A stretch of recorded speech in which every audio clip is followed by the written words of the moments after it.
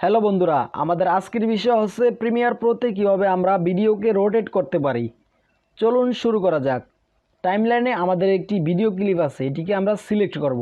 যাব সিকোয়েন্স, এখান থেকে যাব সিকোয়েন্স সেটিংস, তারপর আমরা যাব ফ্রেম সাইজ। এখানে দেখুন 1080 এবং 9020 আছে, আমরা এটিকে উল্টিয়ে দিব 9020 1080। তারপর আমরা ওকেতে ক্লিক করব।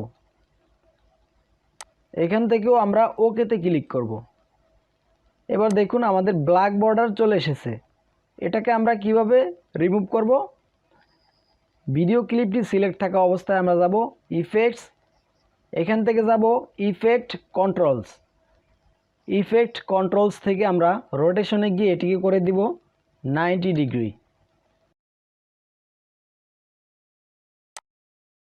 সো এভাবে আপনারা ভিডিওকে রোটেট করতে পারেন।